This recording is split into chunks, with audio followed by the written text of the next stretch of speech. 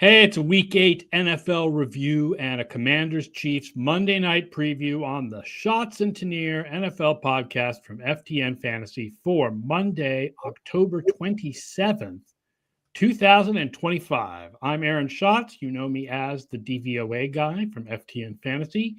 He's Mike Tanier. You know him from his Substack at miketanier.substack.com. Our show is brought to you by our friends at Underdog. If your fantasy team is decimated by injuries, Underdog is a great way to get back in the game. And I thought that I'd found something great in Cam Scatterboo. What? Oh, we all did. But there you go. Decimated by injuries. Even halfway through the season, your team could be decimated by injuries. So Underdog saves you. Make picks using everything you learn from us on the show. Sweat the games. Win cash when your picks hit. New customers can play $5 and get up to $100 in bonus funds or entries when you use promo code FTN to sign up. Terms apply, and as always, please play responsibly. And don't forget, if you're watching us live, which if you're listening as a podcast, we do this live on YouTube at 11 a.m. on Mondays and Thursdays. You can ask questions and make comments. We were going to wait to talk about the Colts, but we'll take the Colts question first. Todd Singer says, can the Colts really be considered a top offense when they haven't had a single receiver reach 100 yards in a game this year? Todd's trying to slide this one in. This is a humble brag. Yeah, it's a humble brag. They are spreading the ball around. I'm surprised that Tyler Warren has not had a 100-yard game. The Colts, so it was National Blowout Week. Mm-hmm. Every game except one was a blowout this week. They won 38-14. But what's more important for DVOA is that the teams they've played this year won big. Denver won big. Okay. Miami won big. Yeah. The Chargers, who they clobbered just a week before, won big. Right. So the Colts move up into the number one spot this week and are now the 7th best team and 4th best offense through 8 games. Wow. They are on all cylinders. And I had someone respond to me on Blue Sky saying, you know, the Eagles are 6-2 and they've played a tough schedule. The Colts are 7-1, but they don't have a signature win. I'm sorry, but that victory over the Banana Chargers was a signature win. I mean, it's going to have to qualify as a signature win. And it was a good win against a very banged up team. But you mentioned all the teams they've beaten who won big, including the Dolphins. Heaven help us. You know, they've swept the Titans. They beat the Cardinals. A lot of the teams that they beat who are horrible, the Raiders, are on bye, and these teams are still awful. Oh, yeah, but it's adjusted for that. I mean, for playing those teams. But they've clobbered those teams. It's not like other teams are like, we'll beat Tennessee by a touchdown or something. And the Colts are like 38-14. Thanks for playing. La, la, la.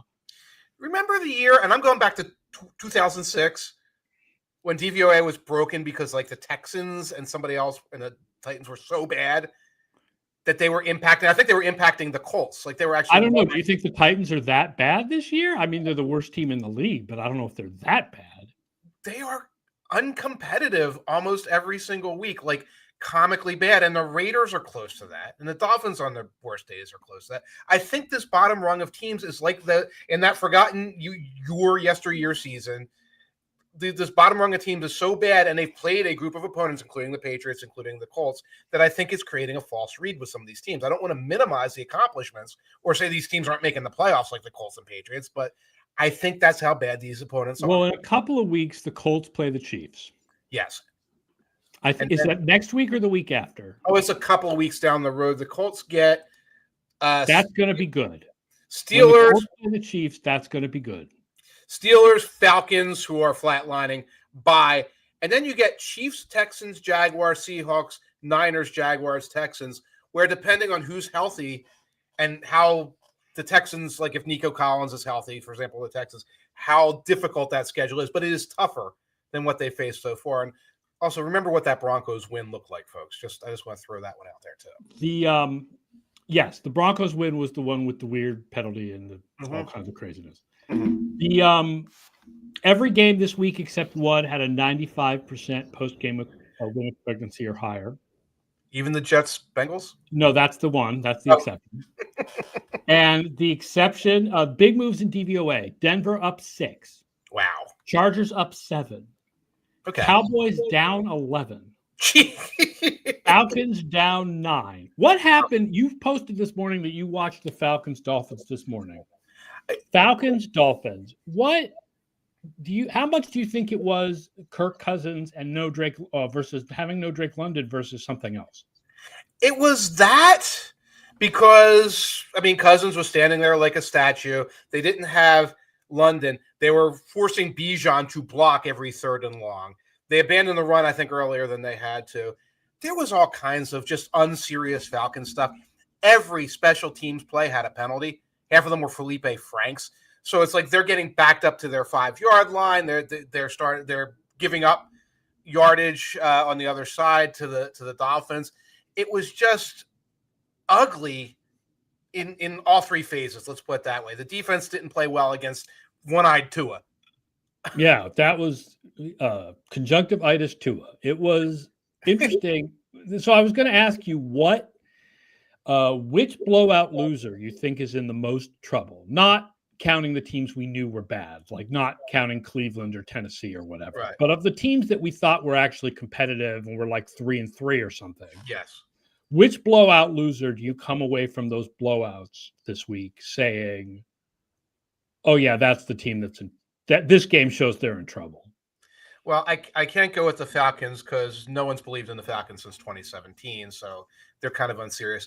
I'm going with the Vikings because they have existential dread at quarterback as to whether J.J. McCarthy is any good, if he's in this middle of a confidence crisis, or if he's simply going to be a permanent injury case. Factored in also, Dallas Turner, their other first-round pick that year, was playing terribly in that game. They're looking at the situation where the top of their draft boards for the last couple of years, half of those guys are gone. They're not on the roster anymore. And they have to start wondering, did we actually just make a big mistake with how we handled this? They are 19th right now on defense. The Vikings, the defense is supposed to be, that's the calling card of that team. Yes. And that defense has been very mediocre this year. And that's why because not only do they have existential dread at quarterback, but the thing that's supposed to carry them through it's supposed to be our defense is going to carry McCarthy until he gets it. Yes. And not only have we not seen much McCarthy, their defense isn't carrying anybody right now. No, they're weak in the secondary. They're weak at cornerback. And a lot of the guys they tried to draft in those positions haven't come around as well. Michael Allen Brewer says, I actually thought Tanier's Trash Panda over was going to hit. Yeah, our rule is don't bet on Falcons games, and you bet the over on the Falcons, which was 44.5. Mm-hmm. What was the final total again? It was 44. And I was stuck late in that game. I'm sitting there. I tweeted about it, bleated about it, whatever. I'm rooting for Kirk Cousins to do the Kirk Cousins thing at the end of the game where he gets the touchdown to get his stats to look good. And he did, but it was only one. And so, I am the degenerate at the bar. Go for two. Onside kick. Get it. The Dolphins were in field goal range at the end of the game, but they kneeled on the ball. They sat on it. We talked about there was one game that didn't have a 95% post-game win expectancy. It does have a reverse post-game win expectancy. We have the Jets at 34% to beat the Bengals, which is interesting because the Jets actually had a higher yards per play and more plays. But the Bengals were a better passing team, and usually the better passing team wins. They had a higher success rate, 57% to 54%. So the system looks and goes, the Bengals would have won this 2/3 of the time. The Jets won. And good for the Jets. Yes. Good for the Jets to get off the schneid. Yeah. And win a game. Good for Justin Fields to sort of prove himself. I mean, against the Bengals defense without Trey Hendrickson, that's not a lot of proving. Right. They were playing without Sauce Gardner and Garrett Wilson, though. So they had problems on their side of the ball as well. This looked like the belly up situation. And what was it, 38-24 in the fourth quarter? The thing to me about the Jets this year has been that their defense has been really bad. Yeah. Because that is Because that is what's supposed to be good, right? It was like, oh, our offense is terrible, but our defense at least should be good. The defense has been bad. They have too many good players on that defense to be that bad. To be that bad. And that was the formula. It was supposed to be, oh, we'll be a running and defense team, and that's how we'll stay competitive as we figure things out. They were a running team yesterday, certainly. Breece Hall, and like something we talked about, like their young offensive line, when they can tee off, looks really good. When they can tee off, when they've got to go pass protect for Fields or Taylor or whatever, it's a different story. But that's something they can start hanging their hat on, assuming they can get any momentum out of this weird victory. No, I have a feeling there's no momentum. I mean, right. it's a cultural, we're not going to go 0-17 win. Yeah. Right. Okay. Like, I think I've read some things about like, oh, is Aaron Glenn in trouble? You're not running your team right if you hire a guy to be your head coach without any talent around, and then you fire him after 1 year because there's no talent around. Like, what do you expect Aaron Glenn to do? A, have you met the Jets? Ugh. And B, you mentioned it. The defense was supposed to be good. There was enough talent there where you would, if we wouldn't be having this conversation about like a 3-5 or 2-6 Jets team or whatever. So, and it doesn't help when he spends the week acting like the head of the secret police about who's going to be his quarterback. That's not going to win you friends in New York. Brandon Brobst notices that Pittsburgh and Baltimore are now neck and neck in the DVOA playoff odds. That is true. If you have seen the DVOA playoff odds, now this is the Ravens rating is with Lamar Jackson back, right? With the assumption that he'll be back either this week or next. Mm-hmm. But with the Ravens are now our slight AFC North favorites, 42% of the time, 39% for the Steelers, and surprisingly 18% for the Bengals, who have put an offense together. I mean, with Flacco, their offense has played well. But it's Flacco to Chase, Flacco to Chase, Flacco to Chase, Flacco to Chase. They are running the ball a little bit better too, but I don't know how sustainable that is. This is part of. Yes, we can see the Ravens come back because with Snoop Huntley, they played well yesterday. It's also partly we saw what the Steelers looked like in the third and fourth quarter, and I'm sure that's reflected in the statistics. Yes. Bad that game turned out, even though at halftime it was extremely competitive. And the other thing is the Colts are now the Super Bowl favorites. Oh, my God. Because they get the number 1 seed 53% of the time. Holy cow. The Chiefs are a better team. We think the Chiefs are a better team. If you include preseason priors like the Dave rating, we think the Chiefs are a little bit of a better team. Yeah. But the Colts are so good now, have been so good, and they are, 2.5 games ahead of the Chiefs right now? So let's assume after tonight it'll be 2 games ahead of the Chiefs, that they're very likely to get the 1 seed, even if they lose to the Chiefs when those two teams play head-to-head. And I guess the Bills are stuck with their head-to-head loss with the Patriots at 6-2, so that in all the simulations they wind up in the situation where they don't always win the division, right? And they're in a some sort of tiebreaker bind. Although you felt like the blowout yesterday was the Bills sort of reestablishing themselves. That okay, we're sorry we had a couple of weird games there, but yeah, we're really good. Yeah, and here comes the Panthers, who are advertising themselves as a super physical in the trenches team. And the Bills are like, no, we're the physical in the trenches team. It's just that, like, we go out there in these games and try to throw 700 swing passes to Khalil Shakir, et cetera. And, like, our run defense had this weird node for a while, partially injuries, but partially I don't know what was going on. They showed the difference between, like, their sheer talent level and the talent level of, like, your 500-ish team in the NFL. Ryan Wilk asks if he should play Isaiah Pacheco or Bill Krosky-Merritt tonight in a 0.5 PPR league. Now, we are not the best at giving fantasy advice, but I actually did have a thought about this. Okay.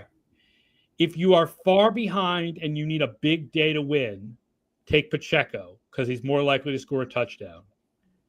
If you're close and you just need a medium day, take Krosky-Merritt because he's more likely to have more touches. Like ring up a couple of points here and there on that PPR. It makes sense. Yeah. I like it. If you need like 8 or 9, then do Bill. If you need either 4 or 16, do Pacheco. Does the name Bill make the song "Won't You Marry Me, Bill" pop up in your head instantly, or is that just a me problem? Oh, yeah, you're calling back to Laura Nyro. Yeah, Laura Nyro. That's who wrote that song. Yeah, it was covered by Fifth Marilyn Dimension McCoo? or something. Marilyn McCoo? Marilyn McCoo, is that who it was? Won't you marry me, Bill? Yeah, the original singer-songwriter is named Laura Nyro. Wow, okay. He also did Eli's Comin', which is another good football song. Yes. Well, Eli's gone. Well, Eli's gone except for in many, many advertisements. A lot of commercials. Almost like he owns a production company or something. Let's move on. He does. Michael Allen Brewer says, do we have any more of those unfortunate throwback uniform combos coming up? I mean, there were some good throwbacks this week. Denver throwbacks, good. Yes. Eagles throwbacks, good. Yeah. I like Chargers, I'm not a big fan of the dark blue throwbacks because when the dark blue was their regular uniforms, we always said, why don't they go back to the light blue? We like that better. So now that the light blue is the regular uniform, I saw people who were like, I like the dark blue better. I think people just like whatever's different. The light blue is better. The light blue. No one likes the fighting sticks of butter. So let's get rid of that. Don't do the bananas. And the Steelers based on 1933 was, interesting, but the divorced deadbeat dads in the chain gang at the side of the road uniform, get rid of it. And the naked pants, get rid of it forever. I wonder what did they wear when they were the Steagles and the carpets in 43 and 44. Those would be fun throwbacks. They probably wore their street clothes, man. It was World War II. Everybody was conserving stuff. They were just out there in like sweaters. Yeah, let's look at the DVOA top 12. 12 is very tied, basically, between Jacksonville and Pittsburgh. Okay, Pittsburgh's got to be slipping. But Pittsburgh is a little higher than Jacksonville in the weighted DVOA. It's Jacksonville that's slipping more than Pittsburgh is. They're both slipping. 11, they dropped 4 spots just based on opponent adjustments changing. Washington. Okay, because of the Cowboys dropping? I think some of that, yeah. And the Giants, have they played the Giants yet? The Giants dropping, let's interrogate this briefly. Washington has faced the Giants. That's one of their wins. They have a Packers loss. Falcons. The Falcons have to avoid. Falcons is a big one, yeah. Yeah, okay. Philadelphia, 10. All right. Buffalo up to 9. And rising. Denver up to 8. And rising. Offense looked good.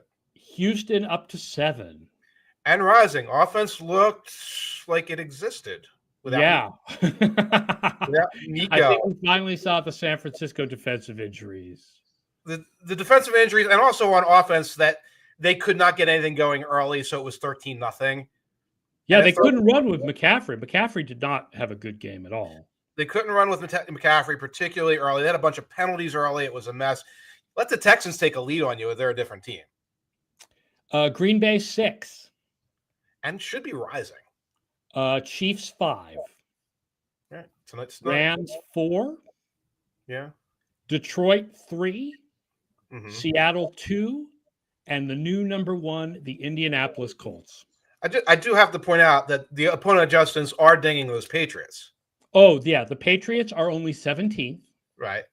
They are 13th in weighted because their 2 weakest games were the first 2 weeks. Even though they beat Miami in week 2, Miami is so bad that their loss to Pittsburgh in week 3 looks better than their win against Miami in week 2.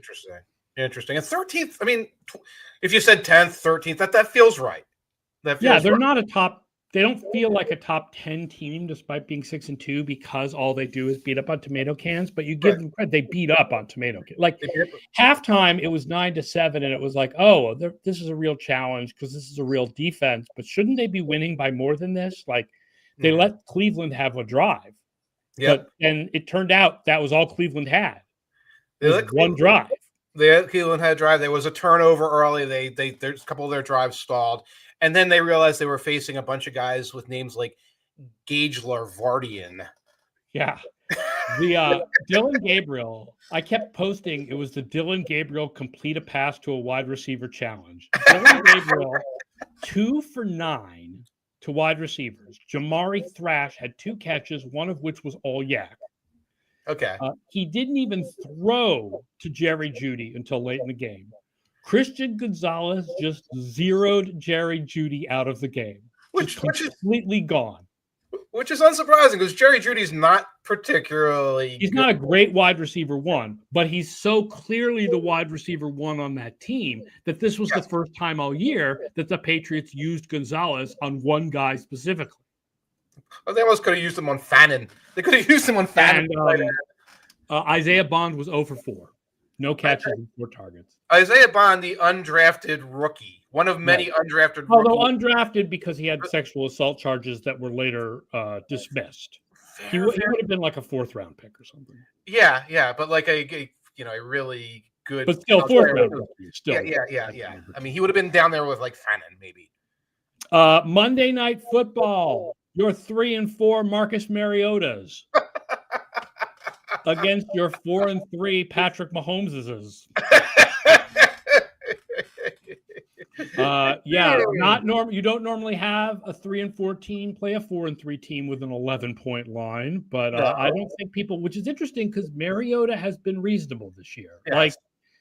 I think Mariota is reasonable in that offense. I think, Jaden Daniels is better than your average NFL starting quarterback, but I think Mariota is better than your average NFL backup. So I think the drop from Daniels to Mariota is probably about what the average drop is in the NFL, but the Chiefs look so awesome right now that, DVOA still thinks the Commanders are surprisingly mediocre. Right. They're 17th on defense, which everyone thinks the Commanders have a terrible defense. DVOA thinks they're 17th. They're also 2nd on special teams. Okay. They're kickoff returning because they'll throw Debo out there to return kickoffs. But nobody has faith in that defense. No one has faith in Mariota. They're 31st against tight ends. So if you're waiting for Travis Kelce to have a big game, this could be it. They are a surprising 7th in ESPN's pass rush win rate. But they just lost Dorrance Armstrong for the year. Right, and he's probably a pretty large part of that. What's the system say with this big line? It likes, I believe, once I adjust for Mariota, it likes the Commanders to cover very slightly. And you get McLaurin back finally, and I think Debo is healthy. McLaurin is back, and Debo is back with the program. I think of Mariota as like Snoop Huntley. Like that's sort of the range that you're going in. Like he's going to put the effort out. He's going to roll out. He might give you a few yards. Yeah, the Cowboys game was silly time immediately. Pick 6, and it was doofus time. And it feels a little bit like this could be one of the Chiefs play with your food games where they take their foot off the gas and the Washington comes within 10 at the end or 7. Yeah, I feel that I'm feeling the backdoor cover. Chiefs are going to win. That line is a little inflated, I think. Kyle Murphy says Commanders are also bottom of the league against slot receivers, so Rashee Rice to the moon tonight. Right. And, of course, it's Andy Reid. He can put whoever he wants in the slot. They can just – they'll throw Hollywood It's actually been interesting this year because Sainris still has been playing in the slot, which he was supposed to be a really good slot corner coming out of college. And then last year, they were forced to use him on the outside, and he had a nice rookie year. This year – Sainris still is doing what he was supposed to be doing when he came out of college, and he's not having a good year. He's not having a good year. Also, if it's not Sainris still and they're matching somebody else up there, then there's a real problem. And that happens a lot when you're playing mix and match against the Commanders. The one thing maybe Washington could take advantage of, the Chiefs are the worst defense in the league against play action this year. Random. They're allowing 12.3 yards per attempt. Definitely could be a very small sample size random thing. I mean, I can't imagine that's a real weakness, whether that's small sample, handful of plays, handful of situations. But fake the handoff to Bill. Yeah. Go long to Terry if he's healthy. Who knows? I mean, if he's playing, he should be good because he's good. So Terry McLaurin he's not playing it like 80%. But so if I had to pick this game for betting purposes, I think I would go with the Commanders as the underdog. Notice the line has moved, by the way. Okay. A couple days ago it was 12.5, and now it's down to 11. So the money has come in on the Commanders to cover. Right. 12.5 was a big line, and I still think it's pretty big. But I don't feel like the Commanders have much of a chance to actually win this thing. I feel like the Chiefs may play with their food a little bit late, but they'll take a lead and they'll be fine. Yeah, this is like a 31-21, 31-23, something like that. I think that's where the victory line is. Camden Cap says the Chargers game one really hurt Kansas City's play action stats. That is true. Yes. A lot of the bad play action stats is week one against the Chargers. Yes. Interesting. Okay. And the Chargers are, I mean, listen, one of the weaknesses of DVOA is that I don't get so intricate that I change the opponent adjustments for every player that comes in and out of the lineup. And the fact is, Chargers without Joe Alt, yes, which is what the Colts faced, is different than Chargers with Joe Alt, which is what the Chiefs faced and what the Vikings faced. And Omarion Hampton was out there, and they had other things at the beginning of the season they don't necessarily have now. It is a different team. But if you did that, you'd be introducing too much subjectivity to what's supposed to be an object. Right. I mean, even if I did it just for quarterbacks, it would be a lot of extra work. To be perfectly honest, it would be a lot of extra work. And then trying to do it for other positions would just introduce a lot of subjectivity. Yes, so a lot of subjectivity. We use our brains and we know who faced who. And obviously, this will be a big deal when we get to the end of the season. Right. And some teams have faced Lamar Jackson and some teams have faced Cooper Rush. But, but you'll also have weighted DVA. So it's like last 4, 5, 6 games, the other stuff falls off the back. Yeah. And like the Ravens winning this week made it so the Patriots no longer look like they have the easiest schedule ever. Because by the time the Patriots play the Ravens, they'll get the Lamar Jackson Ravens. Okay. Still ridiculously easy schedule, though. I mean, you look at – they showed last night the next 5 games for the Patriots on the NBC broadcast. It was like 4 teams with losing records in Tampa. Right. Oh, my God. They play Atlanta next week. What if Penix isn't back and they're playing Kirk? Right. And what if Penix is back and he just sucks? Penix got shut out a couple weeks ago. Yeah. Atlanta's all over the place. Right. Kyle Murphy says, I see Kareem Hunt was cleared and holds no injury designation. Do you think we still continue to see Brashard Smith's role increase? Mahomes has said good things about Brashard Smith in the press. Mm-hmm. So I wouldn't be surprised. I mean, they're different. They have different roles. A Hunt is a battering ram. Yeah. And Brashard Smith is the pass catching back. And then Pacheco is sort of in between the two. Right. And Smith has played very well. I guess if the goal line touchdown thing is a question, but given the choice at the goal line, I'd give it to Pacheco. And also, they're the Chiefs, and they run 6 million different shots. Right. Noah Gray will do a wildcat sneak. Right. Something like that. All right, that does it for today's show. Thank you, everyone, for listening on the podcast. Don't forget to like the show and subscribe to the show and watch us live on Mondays and Thursdays at 11 a.m. Eastern. And use Underdog Fantasy with code FTN and use the FTN Stats Hub at ftnfantasy.com and read Mike's Substack, MikeTanier.substack.com. Enjoy Monday Night Football tonight, and we will be back on Thursday to preview Week 9 in the NFL. We are almost at the halfway point. Until then, I'm Aaron Schatz. So long, everybody.